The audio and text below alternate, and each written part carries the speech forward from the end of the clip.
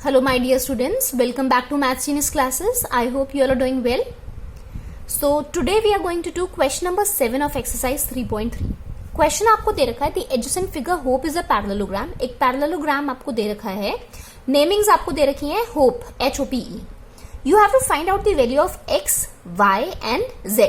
x, y और z की values find करनी है यूजिंग द प्रॉपर्टी. आपको बताना है कि कौन सी प्रॉपर्टी आप यूज कर रहे हो, वो भी आप बताएंगे. ठीक है ना. ओके तो सबसे पहले अगर हम ये देखें, ये देखो, ये 40 डिग्री दे रखा है, ये आपको y दे रखा है. ये आपके क्या है, ऑल्टरनेट इंटीरियर एंगल्स है ना. तो सबसे पहले तो भैया हमारी y की ही वैल्यू आ गई है. So y is equal to कितना आ जाएगा, 40 डिग्री आ जाएगा. कैसे, because these are alternate interior angles. Fine. Second देखो, जो वैल्यू x की है वही वैल्यू इसकी हो जाएगी, है ना. पर ये वैल्यू तो हमारे पास है नहीं है, ये कैसे फाइंड करेंगे. हमारे पास आउटर वैल्यू दे रखी है ना. आउटर वैल्यू क्या दे रखी है, 70 डिग्री दे रखी है. तो क्या हम ये वैल्यू फाइंड आउट कर सकते हैं. Yes, we can find it out. तो ये कितनी हो जाएगी, पहले इसको नाम ही दे देते हैं. इसको मे बी मैं नाम दे दूं r. ठीक है. सो r plus 70 degree is equal to 180 degree. 180 degree कैसे आया, क्योंकि इंटीरियर और एक्सटीरियर का सम कितना होता है, 180 होता है. फाइन. या फिर आप लगा सकते हो लीनियर पेयर. आप क्या लिख सकते हो, लीनियर पेयर. पूरा लिख दो भले, it's a linear pair.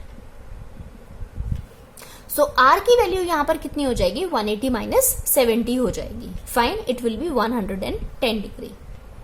Clear. Okay, you've got the value of r. और अगर ये वैल्यू 110 है तो क्या x की वैल्यू 110 हो जाएगी. x की वैल्यू भी क्या हो जाएगी, 110. आपको ये बॉक्स में डालने की जरूरत नहीं है, बिकॉज आपसे ये वैल्यू तो पूछी ही नहीं है. आपसे वैल्यू पूछी है x की. तो x कितना हो जाएगा, 110 डिग्री. कैसे, opposite angles of a parallelogram are equal. Opposite angles of a parallelogram are equal. ठीक है. ओके, अब आपके पास ये वैल्यू है, आपके पास ये वैल्यू आ गई.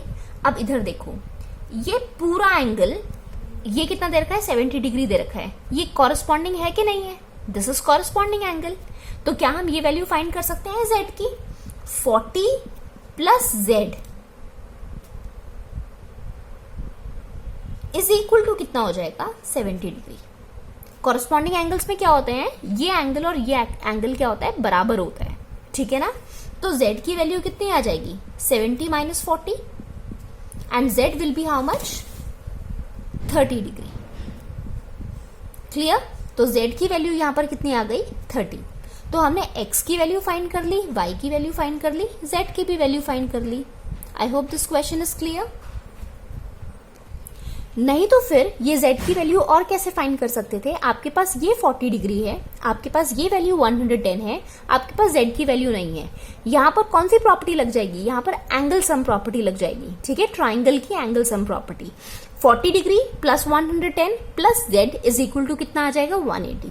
सो 180 में से आप 140 और 110 माइनस करेंगे तो आपका z की वैल्यू आ जाएगी, दैट विल बी 30 डिग्री.